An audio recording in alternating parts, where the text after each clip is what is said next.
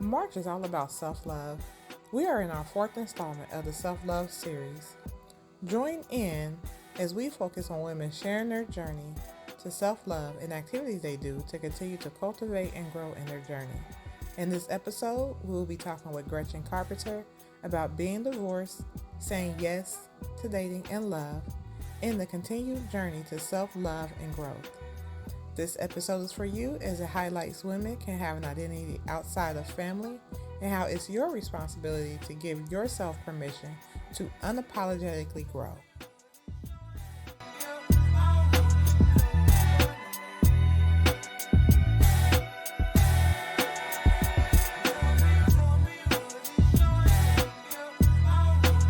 Welcome to Happy Hour Conversations with Tamekia, where we are everything her, helping, elevating, and redefining our sister friend tribe and bringing women voices and stories to the mic. If you are new here, welcome, welcome, welcome, welcome. I am your host, Tamekia R. Moon, and to be sure to stay connected with us, YouTube, Facebook, Instagram, TikTok at Happy Hour Conversations with Tamekia. Be sure to hit that notification button.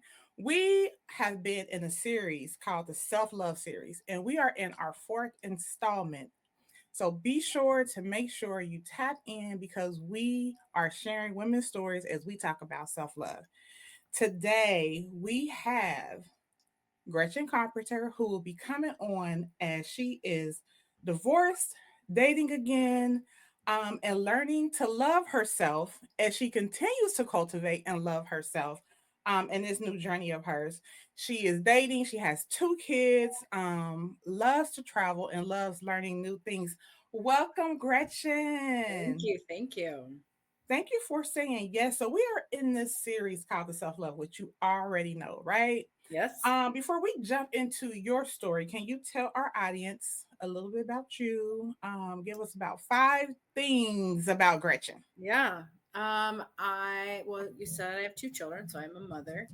I have a passion for helping people and, being a positive support to others. I love to travel. Um, I, I like to just sit with my family, and I have a very large family, so we like to just hang out and do a lot of things together. And yeah, that's me in a nutshell.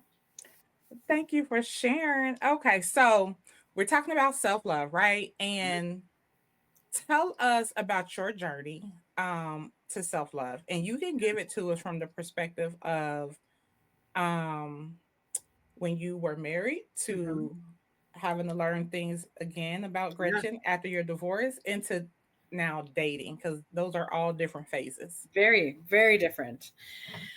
Uh, I've I've struggled most of my life with what self love looks like for me. Accepting and appreciating who I am and what I can bring to the table.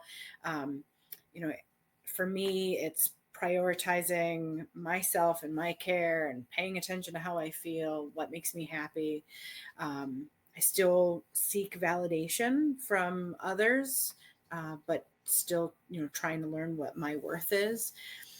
For a long time, I was a mother. I am a mother. I was a wife, an employer. The go-to friend. Before that, I'm the oldest daughter, so I've been taking care of people for as long as I can remember, and I just forgot to take care of myself, or forgot how to take care of myself. Um, I had a friend say to me one time when I was being pretty hard on myself, "Don't talk about my friend that way." And Mm. thought, wow, I'm not treating myself how I would treat someone that I love and care about, and why is that? So I try to think like that. And now I say that to people when they're doing the same thing, like don't talk about my friend like that. So I try to put myself into that place often, um, and see that I deserve to be treated with love and respect, even from myself. When I got divorced, I had to really figure out what I looked like without having a partner. I, I ran the household. I was, it was the, the typical wife. I worked, but I cooked, I cleaned, I toted the kids around, I took doctor's appointments. I took care of everything, but I didn't take care of myself. And Mm. so I gained a lot of weight. I forgot how to put myself first, and so I allowed myself to continuously be put on the back burner. Once I got divorced, I had to figure out what that looked like. Um, how do I become a mother, but now become Gretchen without being Mrs. Carpenter? Um, so I started really tapping into my friends, making more time to do things that I enjoyed, making time to do things with just my kids, but really trying to figure out how to be by myself. Um, I lost weight and I gained some confidence and learned that I can be a mother, but I can also be me, and I don't have to. The two things can coexist. It doesn't have to be one or the other. Absolutely. Mm-hmm. And that was probably my most eye-opening moment when I realized that, because being a mother is all consuming. I just, well, I'm doing this because this is what the kids need. And learning that I can be myself and be a mother all at the same time and not lose who I am, and, still take time and do things for me is very liberating. And in that, I was able to open myself up enough to meet people and meet new people and meet somebody that makes me see what my worth is Mm. beyond anything I've ever thought of it for myself. And dating this person, and like, I don't even know how to explain what that has been like. It's just, I he I he tells me things about myself that I never would have seen or known or believed before. Hmm. And so that's been quite the journey. That's nice. I love that for you. So let's back up a little bit because it sounds like you, on the journey, you have learned to have an identity Yeah. outside of being a mom. Hmm. Um, and outside of being, it sounds like you were very you were the person, you was everybody's person, right? So you learned to have an identity outside of being a mom, outside of being a wife, or now the divorce, like you said, you had to learn how to be Gretchen, Yeah. and outside of being everything to everybody, Yeah. right? So let's talk about some tools. What did you do to get there? Well, I had to I had to learn about boundaries and how to set them and stick to them. What are Um, your boundaries? What are some boundaries? Just name a few. well, I I'm no longer at the beck and call. Uh, Mm. so in any moment, if somebody needed something, even if that meant I had to leave my house, then I would do that. I would do what was needed for somebody else. Um, my parents are guilty of that, and not because they're selfish people. They're just older and they need more things, and so if they called, I would go.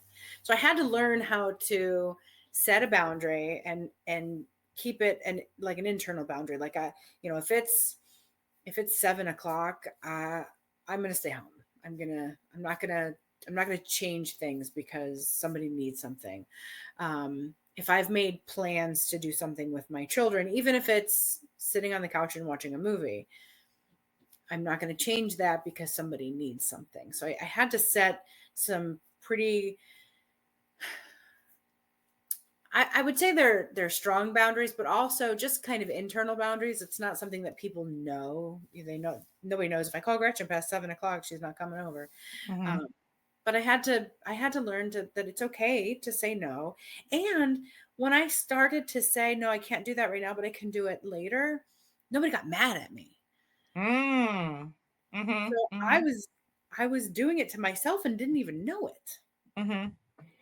So it sounds like along on this journey, you've learned the power of no. Oh yeah, Just, just no. just With no. no, with no explanation. No. Yeah, And no. period. I don't have to give an explanation. Mm-hmm. And people are okay with that for the most part. Sometimes not, but yeah, I can just say no. Yeah. So how long have you been on this journey and when did you create your boundaries? Well, I think that once I got divorced, that was about 3 years ago, almost 4 years ago. That's really when I had to figure things out. I just let everything default to my husband and who I and being the wife. If I couldn't, if it was broken, he would fix it. If I had a question, he would answer it. If I wanted to buy something, he would pay for it. Like it was just a default. Mm-hmm. So once I got divorced, and now I'm really, this is me, this is who I am, and I got to figure this out. That's really when the journey began. Okay. And then the boundaries, you learned that along the way, or it Yeah. was simultaneously like you. No, it was along the way, because in the beginning I was just very stuck in this place, and I didn't like depression, but stuck in this place where I just let everything happen and I didn't question or change. People That's were coming depression. and going.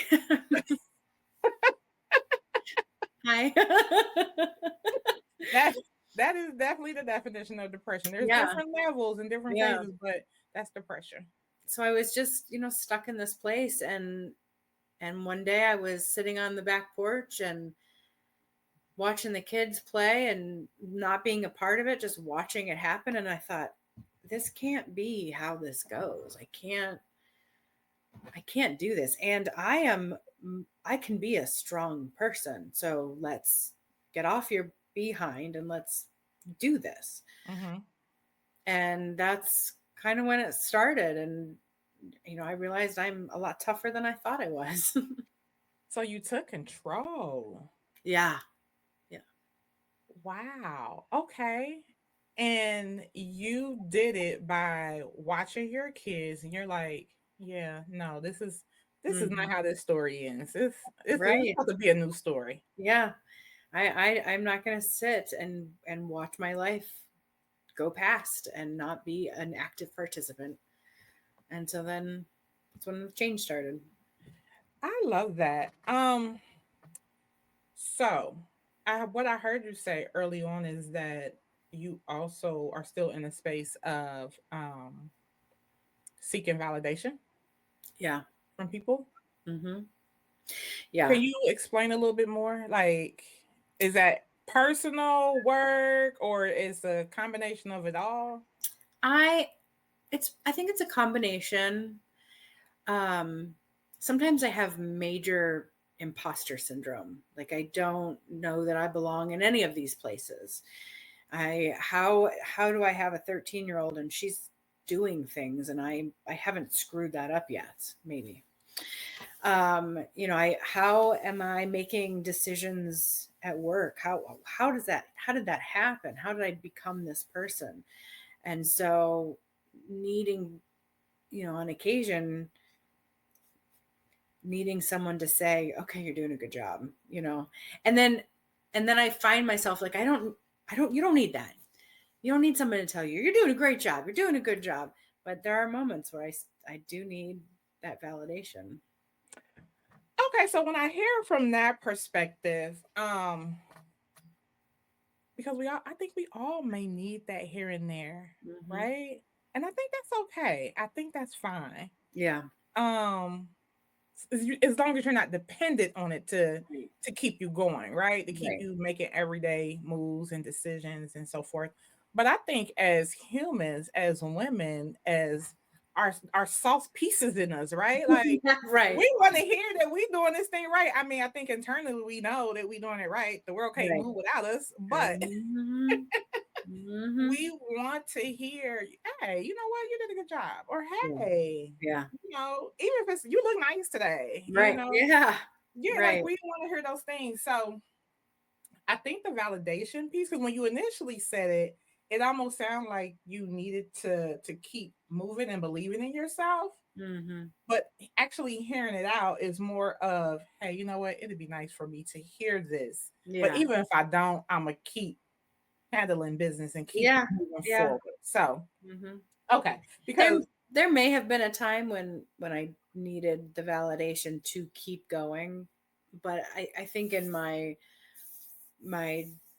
journey as a mother and realizing that I don't need someone else to like tell me that I'm doing an okay job. I can look at my kids and see it. I'm doing an okay job. hmm Yeah. listen, they still able body Yeah. breathing. That's right. That's right. They can feed themselves. Yeah, you're doing real good. You're doing real good. Listen, they eat, they sleep, they can talk, they self sufficient. That's it. Trust Mhm. me, they all right. They are Yep. okay. Yep. But I get it. I get it. You still want to know. Yeah. But the work speaks for itself. You can see it.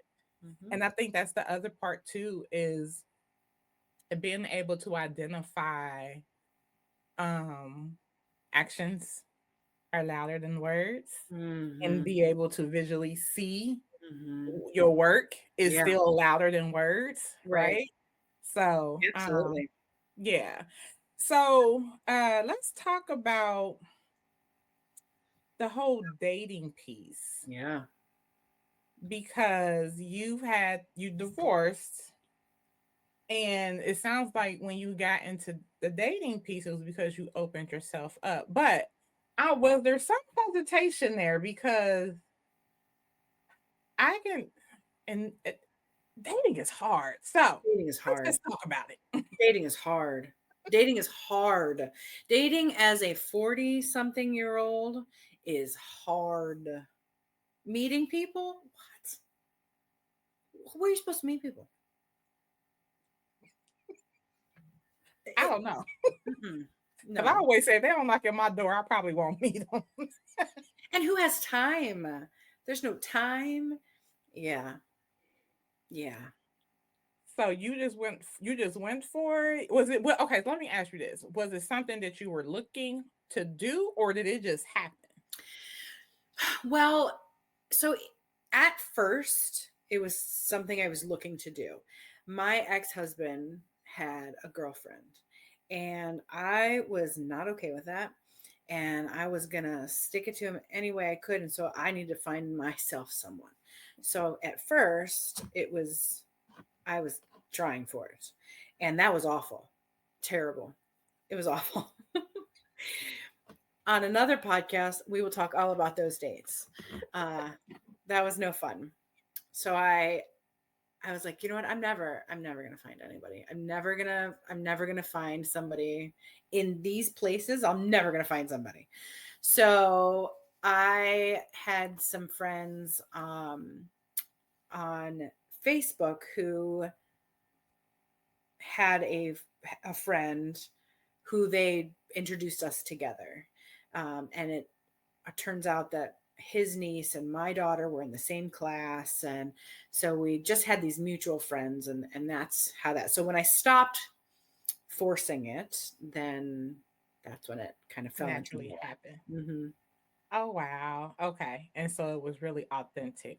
And you Yeah. were in a space to be accepting to receiving it. Well, I was in a space to accept what I thought I wanted in a relationship, and then I just kept running away, and so it took us a while to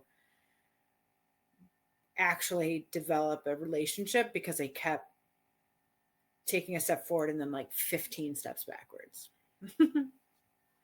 Was that because you were still was that because of the divorce, or was that because you were still learning about Gretchen? I was, oh gosh, I think it was all of the above. I think that it felt weird and almost wrong to be dating, even though I wasn't married anymore. But it just, like, I'd been married for a long time. We'd been together for most of my adult life. And so, Mm, learn, bringing somebody else in felt funny.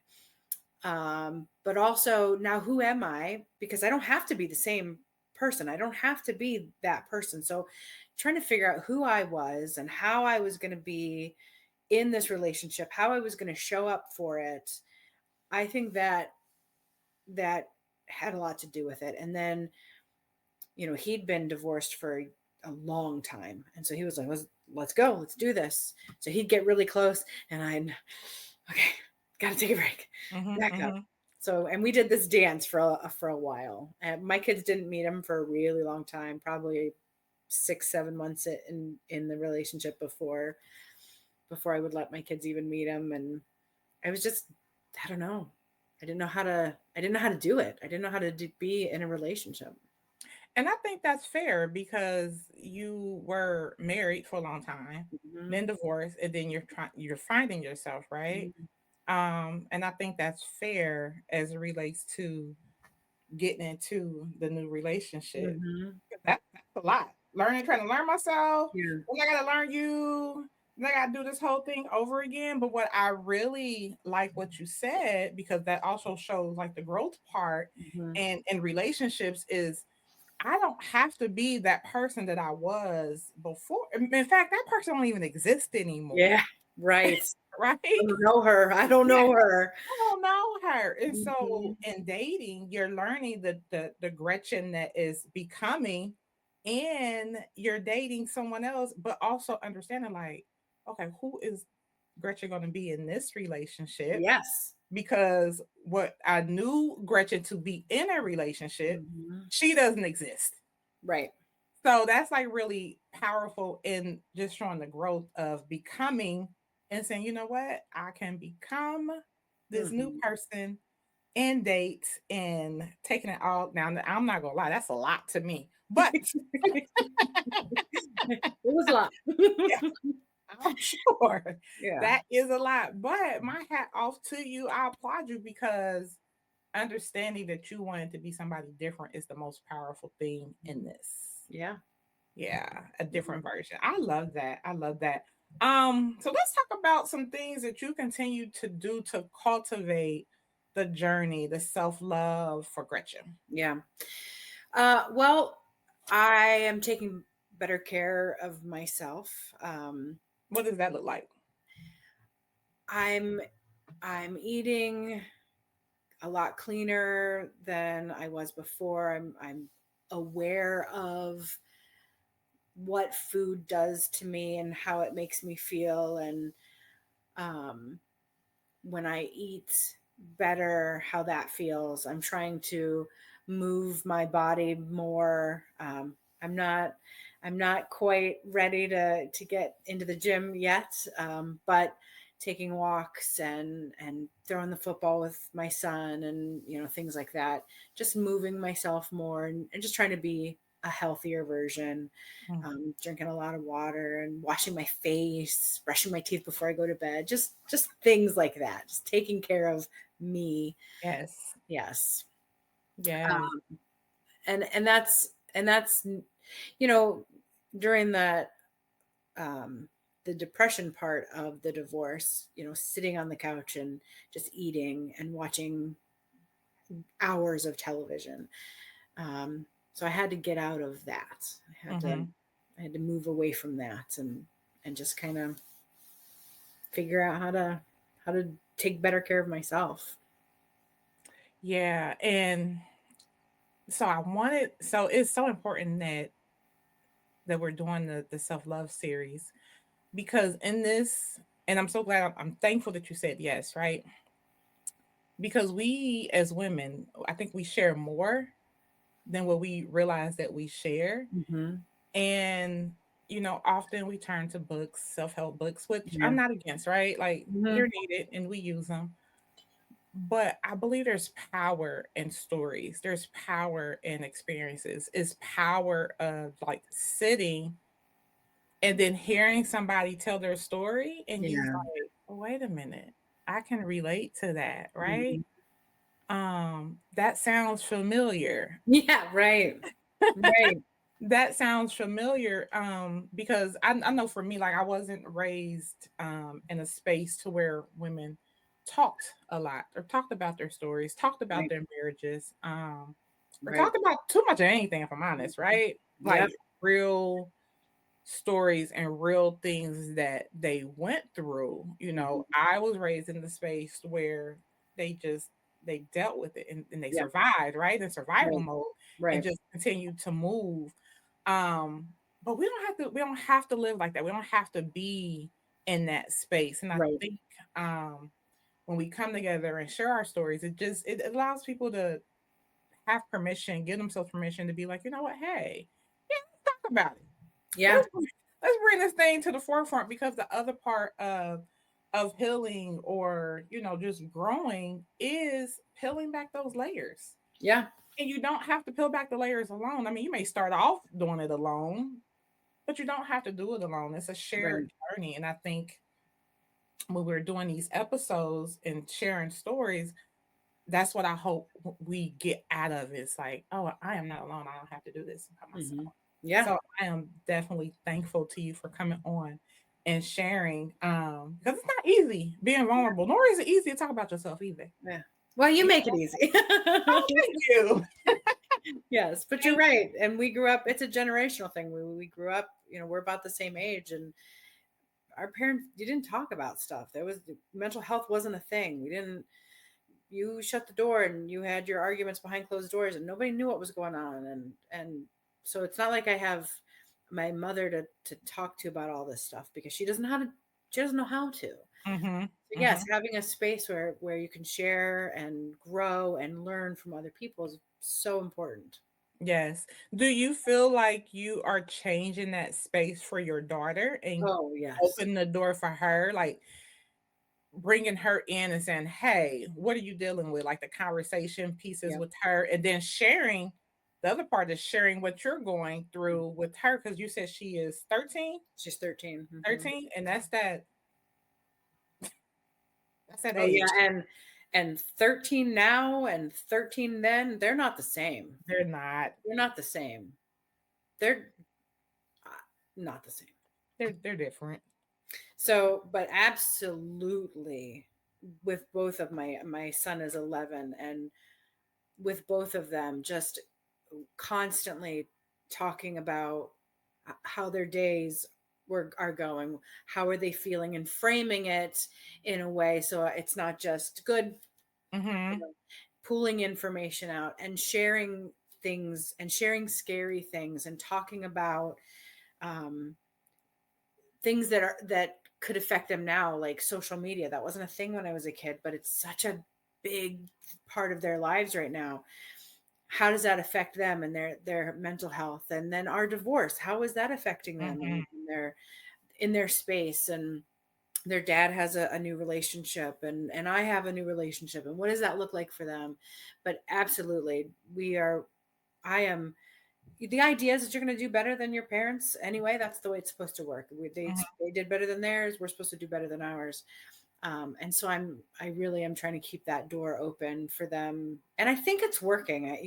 They seem to be, they're open, they talk, we have good communication, but just keeping that keeping that open with them and doing things a lot differently with them. Yeah, and I think that's what. Well, in my experience, I think that's what most kids want is to one to know that you care, Yeah. and two, talking to them, right? Like being honest and upfront and really talking to them. Like I tell my niece, don't go ask your little friends nothing. Don't don't go ask. Talk to me, please. Right. Talk to me, and just having that open communication because we do want things to be different for them. And to your point, if you don't push for them to actually complete sentences, it Yeah. will be yeah, Good. no, good, okay, it was Mhm. fine. It's fine. Can you I elaborate don't know. Right. can you elaborate more? Can you talk? So I love that you said that you push them to actually say Mhm. more than just one word or two words, Yeah. because if you allow them, that's what they will say, and then you're still left trying to put the pieces together to your Mhm. question Yeah. that you have asked them. So I And love and that. and trying to um not lead through fear. Mm-hmm. If I'm going to ask a question, I can't expect them to give me an honest answer if that answer is going to cause turmoil for them. Absolutely. So that's been um, that's been not a struggle because I'm fully aware that that's what needs to happen, but finding the line, Mm-hmm. what's okay for them to say out loud and for them to do, and what are the things that I need to kind of step in and talk to them more about, but Mm-hmm. not leading through fear. I think that's Yeah. probably what our parents did. We're afraid to do stuff. We don't Yeah. want to talk about it because I don't want to get in trouble. Absolutely, absolutely. And when you say that, they absolutely led through fear to the Mhm. point to where, in my experience, I'm like, even in my big age and dealing with my parents now, Yeah. my mom, she's transitioned, and my dad, he is severely ill. But just thinking like, oh my gosh, okay, so you didn't tell me this because you were protecting me, but Hmm. this kind of left me in a space to now I have to really figure things out, Hmm. right? Yeah. Um, and once you kind of get past the why did they do this? And it's like, well, because they ain't know no other way, Right. right? But also learning they were really trying to protect you, and that's kind of that's the only thing they knew. Yeah. So yeah, I get it. Just leading the fear is not a good thing. Before we get ready to close, tell us some things that makes Gretchen happy. Oh gosh. Um, long walks. I don't know. Um, I the things that make me happy really are spending time with the people I love. Hmm. My children, my family. I have a really strong core group of girlfriends, and so spending time with these people, that is what makes me happy. And then also having time to myself to be able to just sit in my own peace. Um, that makes me happy. Oftentimes it's very loud and noisy and moving, and there's lots of pieces that are trying to be fit together just to get someone to one place and someone else to another place. And so having time to just sit in my own peace and think about things and have I don't meditate, I'm not good at it, but just being able to sit quietly with myself makes me Hmm. happy. I'm shutting off the So noise. of the things that make me happy, those are the two biggest: having time with people I love and then giving myself some time as well. So, I know we said we was getting ready to close, but this really is the last question. Tell us one thing that you do that is only for Gretchen and Gretchen only, and nothing can disrupt it. Oh, goodness sakes. And if you don't have anything, that's fine, but that would be your homework if you don't. I just, oops, sorry about that. I was just thinking that, like, I don't know that I have one thing that's just for me, and maybe I should do that. Like, Mm, in the mornings, having time to sit, especially when it's nice out, and a cup of coffee and sit outside by myself. I try to do that as often as I can and not allow any outside things. Like, don't talk to me, just give me 5 minutes to myself. But outside of that, I don't know if I have anything that's just for me. That mm. nothing else can come into place of. I'm taking a class, and so that's just for me, but What's the class? it's a Greek language class. Oh, how fun. No, that's Mhm. for you. Yeah. Yeah. So that's for me, but so there's oftentimes sometimes I have to miss the class because we have a volleyball tournament or because I have to work or something. So even that gets interrupted. But for right Oh. now, that is So is there a way to schedule the class that is outside of work hours in or volleyball schedule? it. There is not. The class Oh, is it's in person and it's set, and so I have to work around it. But I have gone more than I haven't. So it's okay, that's a plus. mm-hmm. That's a plus, and that is something for you. So I'm proud of you. Yeah. That's awesome because often we don't have anything that's just for us. Yeah. You know, Yeah. that's literally just for us. Don't Just for me. Yeah. yeah. It's So true. It's so true. we don't, It's and so we have true. to work to get there because Hmm. it almost seems wrong to do. Right. Like I have to leave my kids every Saturday for 2 hours. And what are they doing? I'm they're supposed to fend for themselves. Now they are old enough to fend for themselves, but I still feel like oh, maybe I shouldn't be doing that. Hmm. Yeah, it's normal. So we are getting ready to close. I appreciate you coming on and sharing your story and being part of the self love journey. Now we are going to come back to talk about the parts where you talked about forcing yourself wanting to date because I'm sure that is a story all by itself. Yeah. So thank you for coming on. We appreciate you coming on and sharing your story. Listen, we are all about self love. We want to get women. If you are not already on the journey, we want to help you get there. If you're already on the journey, we want to continue to help you cultivate in that space. Because sometimes it's easy just to kind of, fall off or not continue to focus on yourself because we're women and we do everything and we respond for everybody and we show up for everybody. But if you don't take anything away from the few words I'm about to say right now, it is okay to show up for yourself. Listen, I am your girl, Tamekia, at Happy Hour Conversations with Tamekia. If you are ever looking for us, we could be found on Facebook, Instagram, TikTok, and Spotify and YouTube at Happy Hour Conversations with Tamekia. We'll talk soon. Bye.